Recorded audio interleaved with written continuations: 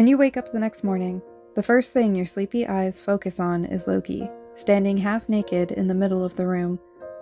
Only, it isn't Loki. There's two Lokis, one blue, one pale, and they're frowning at each other.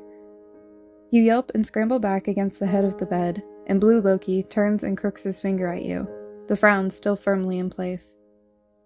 Come here, mortal. Oh, he's pissed.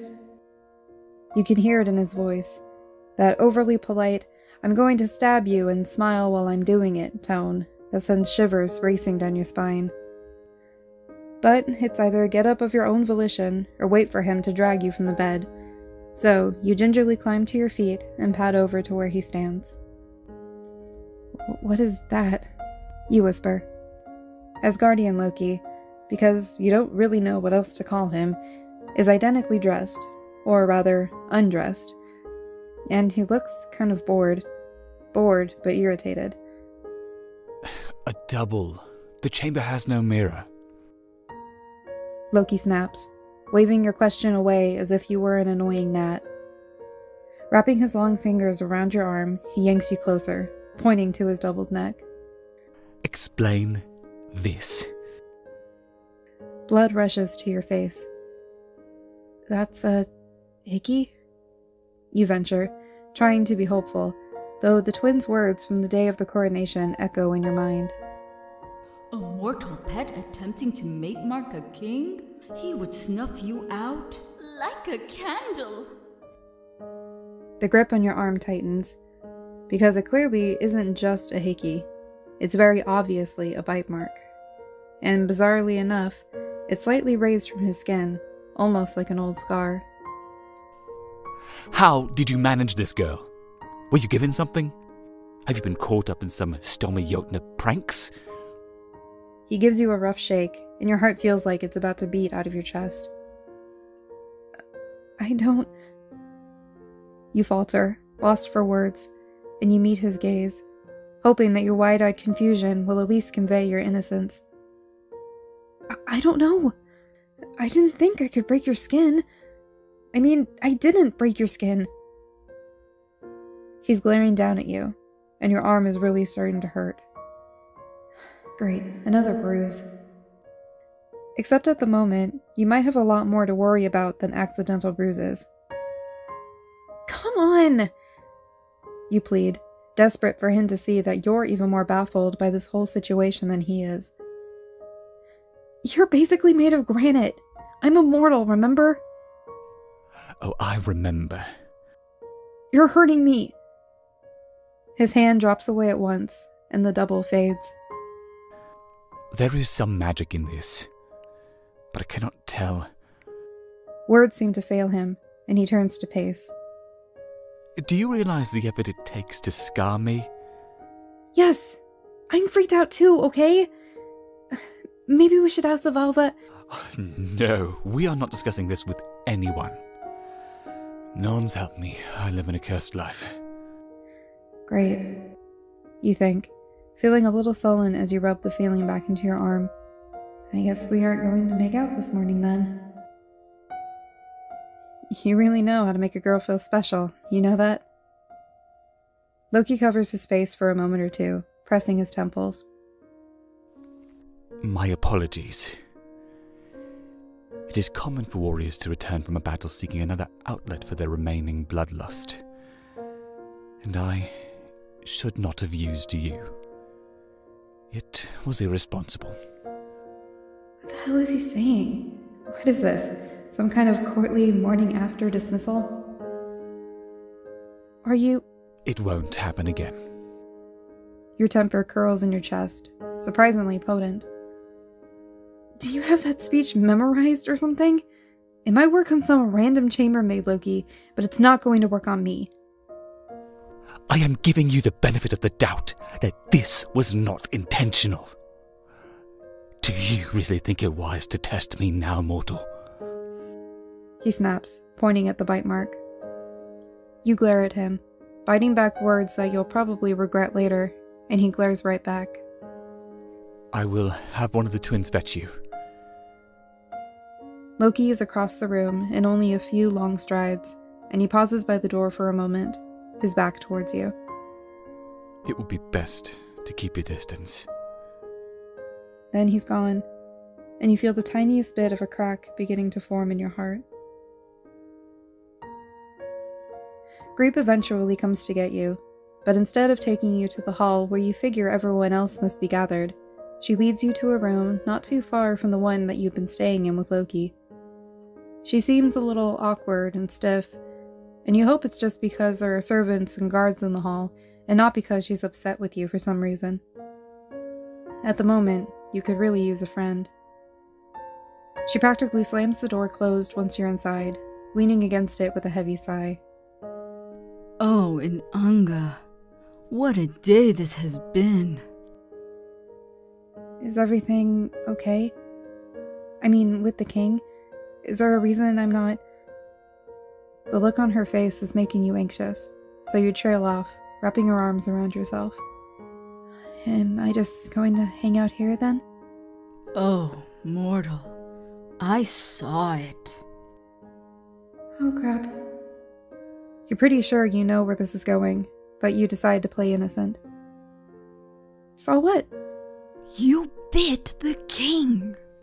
She whispers, moving away from the door. You marked him, and he is not married yet. Do you know what Lady Skadi will do if she sees? I didn't...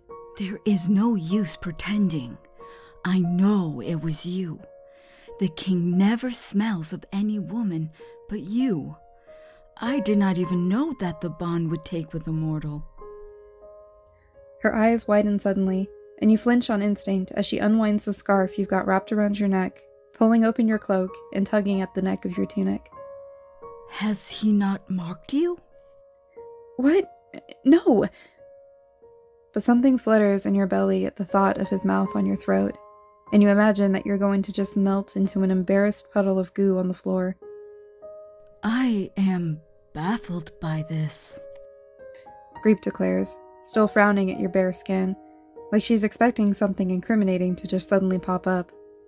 This is not how things are done, and you are not even a Jotun. By the Norns, does this say Loki's woman? Oh, what is he thinking? Now you're definitely blushing. I am sorry, Inanga. The embarrassment on your face must have been interpreted as something else, because Greep looks like she's starting to get emotional. It must be terrifying for him to use you this way, and we heard of how he punished you the night prior to the hunt. I do not understand it. He seems so protective of you. Oh my god, what do I say? You really don't want to make her cry over nothing. We were just... That wasn't serious. We were just fooling around. You managed to squeak out, struggling to keep a straight face. That doesn't appear to have cleared anything up. But if he's not... He kissed me! Last night.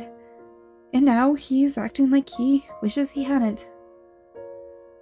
Greep just gawks at you for a moment or two, and you wonder if maybe kissing is a bigger deal here than it is on Earth. Inanga, this attachment that you have with the king, it is not wise. Loyalty is one thing, but to nurture feelings that cannot be returned is folly. You will only cause yourself more misery in the end. She finally says. Her hand is clasped around the pendant on her neck. You decide to let it go. What's going on now? It sounds kind of rowdy out there. You're pretty sure you can hear drumming coming from somewhere, and there has been a lot of footsteps running up and down the hall outside the twins' door for the past few hours. It isn't exactly relaxing. There is feasting to celebrate the death of Managamur, and to honor the new king, of course. Most of the people here didn't seem like they'd be super eager to honor him. How can they do otherwise? In his victory, he shows that he is the rightful king, his fate woven by the Norns.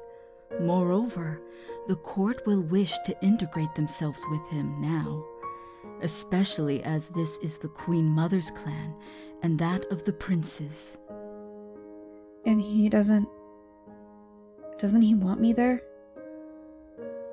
You feel kind of pathetic for mentioning it, but she already knows you're attached to Loki, so what does it really matter in the long run? Usually he likes keeping me close. The king thinks it best for you to stay here, for the time being. I believe that he is hoping to keep you away from the others for your own well-being, truthfully. And considering the fact that you've marked him, well, I do not know what to expect in Unga. These are very strange times. She stretched out on her side on the other end of the bed, a pillow hugged against her chest. And suddenly, you can't help but conjure up memories of slumber parties and sleepovers long past. Typical girl talk, right? Kings and giant wolves and human pets and forbidden feelings. Speaking of forbidden feelings, have you talked to Roslihoff any? Since everything happened, I mean? Greep isn't a very good liar. Her eyes widen suddenly, and she bites her lip. Why would I? Well, he did jump off a cliff trying to save you. And there's the whole fox thing. Figured you'd want to talk to him about all of that. Ask him why or something else, maybe. Her cheeks start to turn slightly lavender. You have talked to him, haven't you? He has approached me, yes. You smile, hoping to be encouraging, or supportive at least.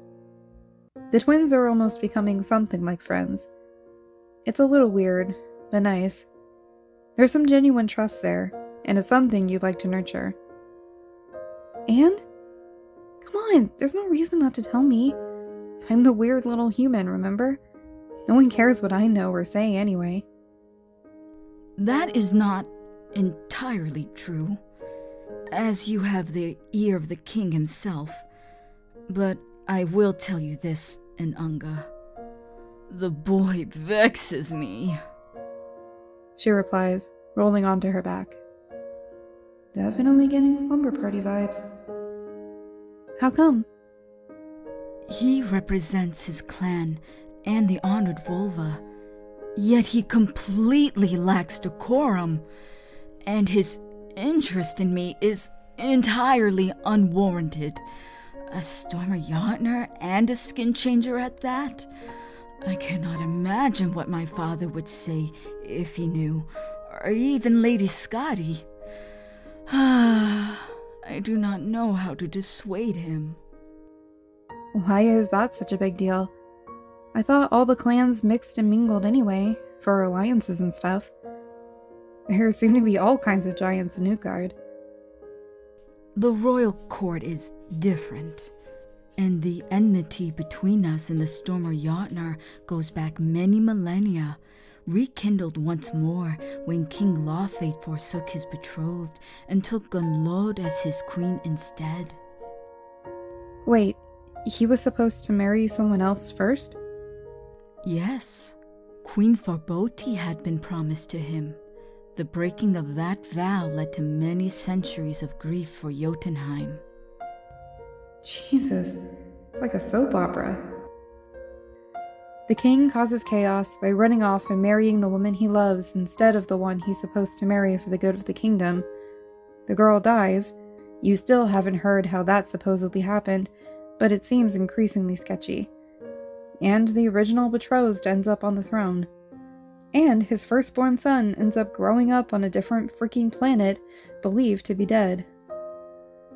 It's okay to like him, you know. On Midgard, things used to be more like that. More strict about who could be together. And they still are in some places, I guess. But love is a special kind of thing. And if you're lucky enough to think that you might be able to find it with someone... No, Oh, no, mortal. This is not... You do not understand. It is not practical. That is not the way of things on Jotunheim. Any inclinations one might have are fleeting, and it is best not to dwell on them.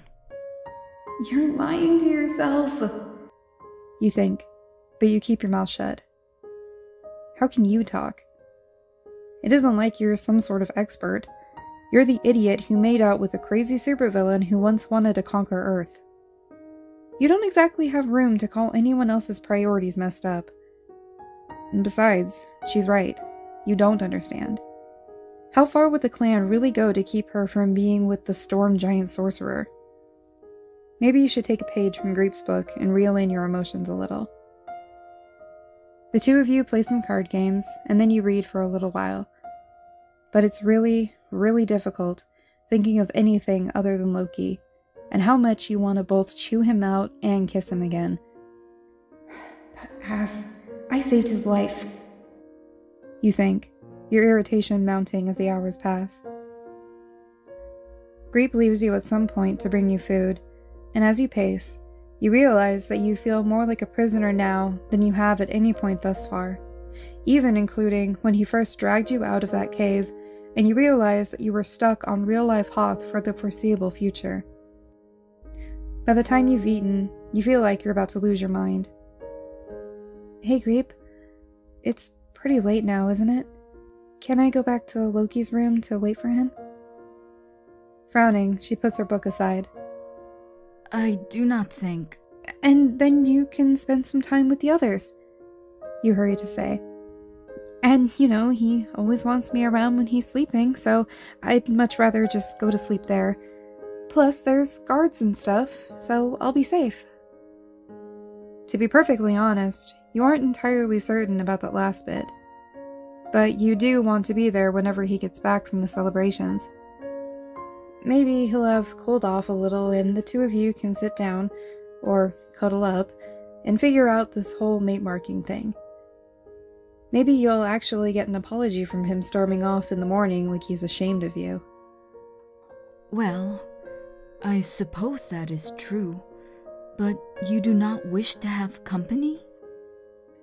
I am pretty tired, honestly. Lies. You're practically crawling up the walls, you're so antsy. I just want to sleep, and I don't want to get into any trouble if I'm not where I'm supposed to be when he comes back to bed. That's not entirely true either, but you can see the hesitation in her eyes as soon as you mention getting into trouble. Very well, Inanga. You may wait for the king in his chamber. The fire is starting to die down a little, and you've run out of logs to add to it, so you're bundled up and sulking hours later, when you finally hear noise outside of the door. Too much noise for Loki, actually. You stand as the door opens, and you were right. It isn't just Loki. It's Loki and Skadi. The charming, fake smile leaves his face as soon as he sees you, his eyes narrowing. You... What are you doing here? She's clinging to his arm, leaning into his side. For a moment, you forget how to speak, caught somewhere between disappointment and anger. This is your room, sire. Where else would I be? You finally manage to say. Skadi laughs. Such a loyal pet you have, my king. Come. But then she moves to step further into the room, but Loki doesn't budge. He's still glaring at you, like you're the one who's somehow in the wrong here. Was he seriously bringing her back to his room like some sort of... Sire? She prompts, tugging on his arm. Leave me, Skadi. He says, still standing stock still just inside the doorway. In fact, now that he isn't leaning against her, he doesn't look incredibly steady on his feet. Is he slurring his words a little? Is he really drunk right now? Or just about to faint from exhaustion? Damn it, Loki. Is he trying to get himself killed? At first she looks confused, and then pissed. Her eyes catch some of the light from the fire as she turns to glare at you. Apparently, glaring at the mortal is the theme for the evening.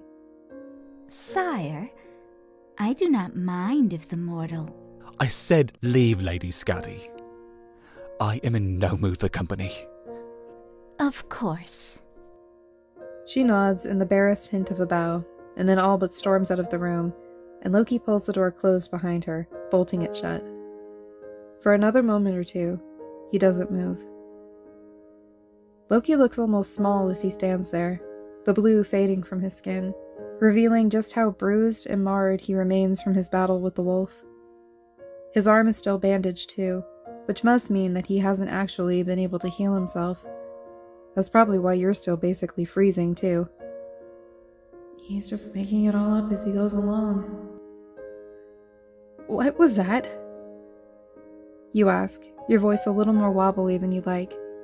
After last night... It is to be her.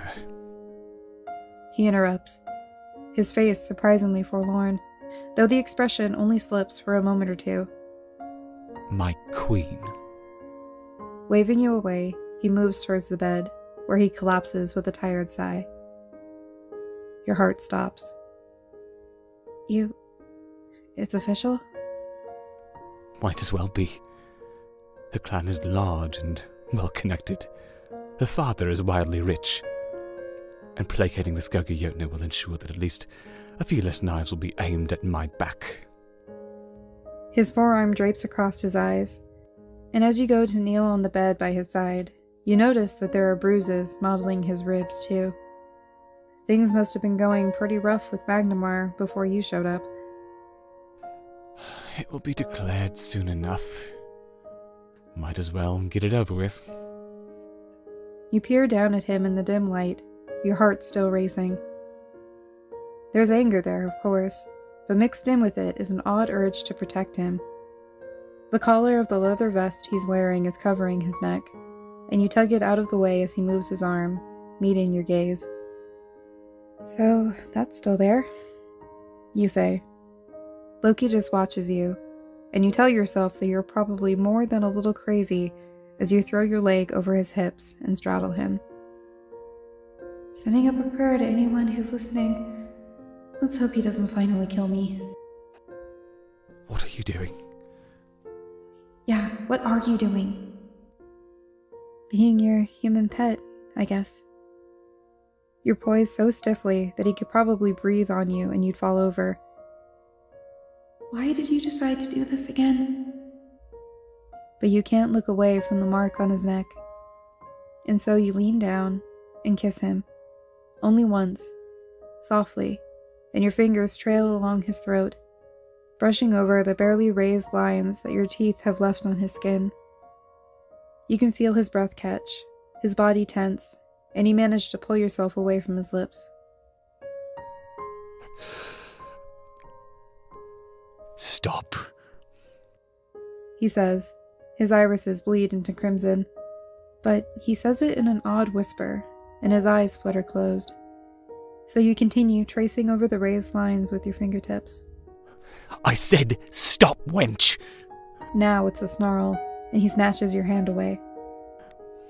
You have started something that you do not understand, and you would do well to hear me now, lest I finish it. You don't understand it either, do you? At least not really. That's why you're so freaked out. And because you want to finish it, whatever it is. Don't you? The sound he makes could best be described as a growl, and you flinch slightly as his fingers dig into the blankets by his head. What the hell am I doing? You think once again, heat flooding through you. Oh my god, why did I decide to climb on top of him? Kiss him again. Don't worry about talking. Just kiss him. Some other part of your mind urges. You have no idea what you are doing. There is some spell at play here. There must be. It's not just that. You know it's not. He needs no further convincing, apparently, because he suddenly wraps his arm around your waist and pulls you down to him, and he doesn't even seem to notice the way that your chin smacks against his, or the awkward grunt you make as you topple. He's too busy trying to devour you. You aren't really sure how he manages to roll you over before you've even had the chance to realize what's happening, but he does, and you find yourself pinned down beneath him, your bottom lip between his teeth. Okay, that was definitely a growl. Part of you is a little freaked out, but the other part, the main part, is cheering and waving pom-poms on the sidelines. But then he pulls away, sitting back on his heels as he glowers down at you, his teeth clenched and his muscles taut. He closes his eyes, taking one long, slow breath, and then another. The crimson is gone when he opens them again, but the conflict isn't. Go to sleep, mortal, Loki finally says, and then he moves away and curls up on his side, his face turned away from you. before we find ourselves with even more regrets. Just sleep.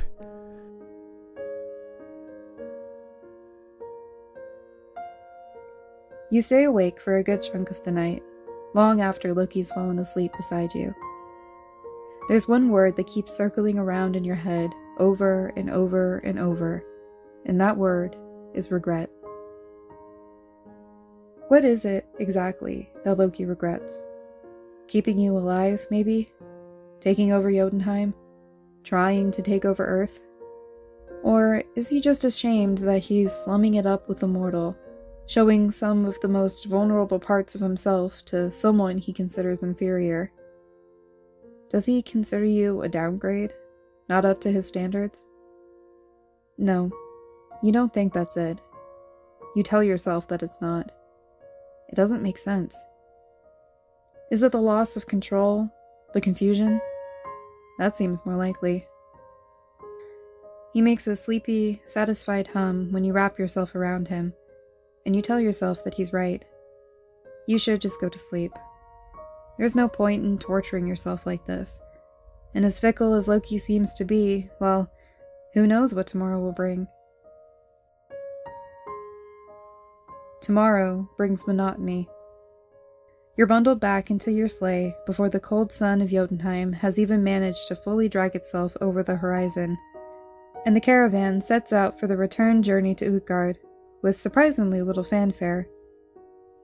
Greep and Jelp are both subdued. You wonder if they're worried about what will happen when you make it back to the palace. Loki doesn't join you.